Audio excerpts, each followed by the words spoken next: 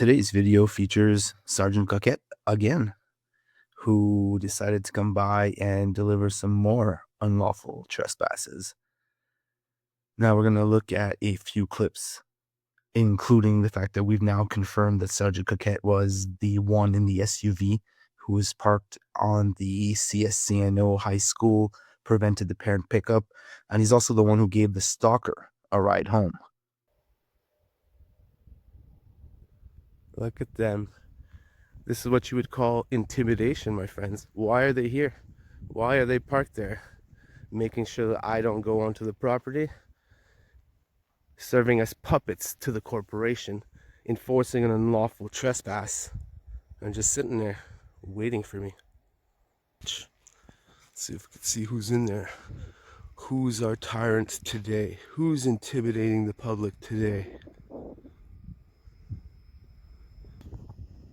Such a great use of our public resources. I bet you they're super proud of their actions too. They're here protecting and serving. They're here defending the image of this building from being posted online. You guys are doing such a great job.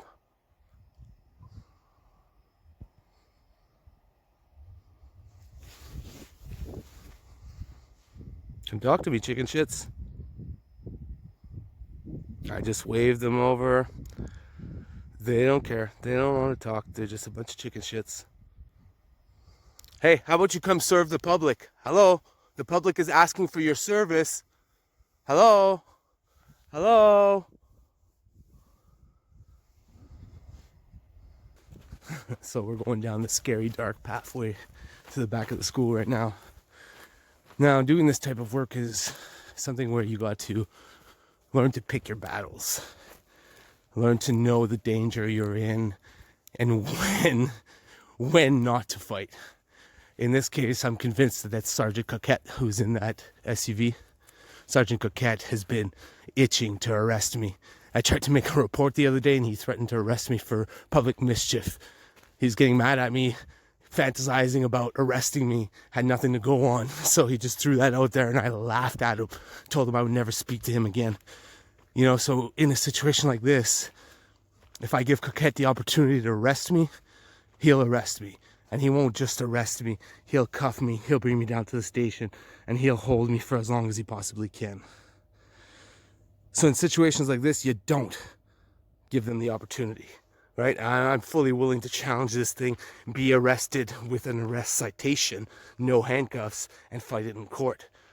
But when I wave these guys down and they refuse to come see me, that tells me that they're here with negative intentions and they want to arrest me. So you got to play these things on your own terms. Because they're here wanting to arrest me, they've been here for the last hour now just waiting, we don't give them the satisfaction. We play it on my terms. If they hadn't been here waiting and would have showed up while I was already here, then I would have had no problem challenging it and taking the arrest citation. But what they're doing right now is intimidation and a violation of parental rights. So I'll be playing the clip of him delivering the trespass notices after this. But so far, you can judge for yourselves. Does this appear to be retaliation? The video you see on screen now is the one we posted just a few days ago, and it's us making a LECA complaint against Kevin Fellinger, who is the staff sergeant. And in this video, we call him out for neglect of duty and a bunch of other things, and say that he orders those below him to violate civil rights. The policies he puts in place are violations of law and violations of right, and he expects everyone to follow those, which leads to more and more problems. Now, not long after this airs, they show up at my door with the 2 trespass notices. Now, we've seen in other videos, and I'll put an email on screen very short, and we see here that when it comes to my investigations, they are unwilling to accept links or edited videos to begin an investigation. They never want to look at my YouTube videos. I need to send them the raw videos, and most of the time they pretend they don't get them or that they can't get them, and they never send me their Axon link to upload them. But basically, when it comes to me, a written statement is not good enough. A phone call is not good enough. Edited videos or links to YouTube videos are not good enough. When it comes to me, I have to go into the detachment, into their interrogation room, shut off all my cameras, go through this interview process where they can ask me questions, and then and only then will they start an investigation. So do we believe that both CSCNO and ADSB went down to their interrogation room and had to go through this process? I don't think so. Now, it's possible that CSCNO did call them, but if ADSB called them, then that is more negotiation and bad faith. We are talking, it looks like they're supposed to be withdrawing this thing. So if they led me to believe that they would be taking my son to their school and withdrawing the trespass notice, and then turned around and had the police enforce it with an arrest citation, then that is bad faith. And I don't believe that CSNO talked to them. I believe that this is 100% OPP. I just got yelled at and told that people knocked at the front door. It's the police. What can I do for you? Michael, I have 2 offense notices here for you, okay? I'll explain them to you. So, first one, you want to have a look, is for October 31st, trespassing at the Chapleau Public School at 20 Teak Street.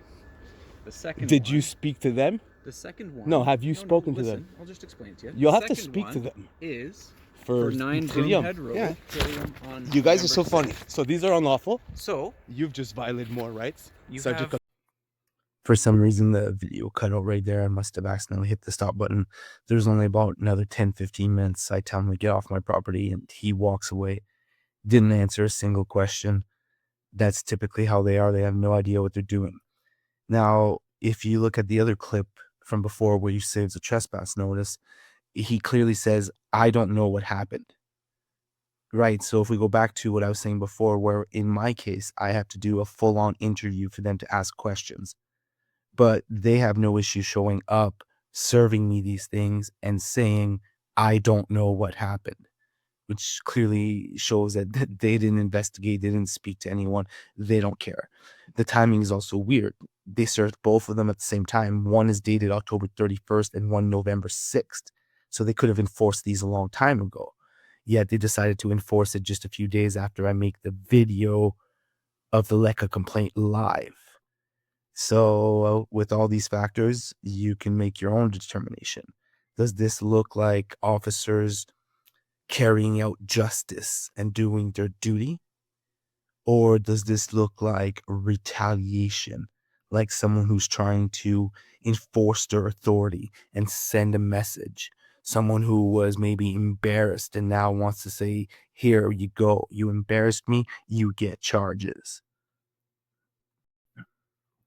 There's also more to the timing here that makes things suspicious. This happened Friday evening. Like they purposely made it so that I couldn't communicate with anyone until Monday. So we've already sent an email out. The first one you see here is to the lawyers as well as ADSB, basically asking ADSB if they're aware of this, because we highly doubt they're aware of this. It's very likely a decision that the OPP made on their own without talking to anyone, because I did ask Sergeant Coquyt if he spoke to them.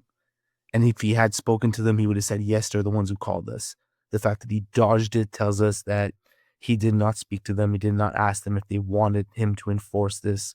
They saw the YouTube video and they decided they were going to enforce it. The second email we sent off was to Sergeant Coquyt and the Staff Sergeant Kevin Felger, putting them on notice. They already knew that this was unlawful. We've already shown them the case law, the statute, and everything they need to know that it's unlawful. They just choose to ignore it because they're on a power trip. And we told them that this will be like a complaint. It will be added to the lawsuit because we are preparing a lawsuit against the OPP. It's just they keep escalating the matter, so we keep adding to that lawsuit, and when we're ready, we'll file it. Thanks for watching. For more media content, check out our newest channel, Noka Media.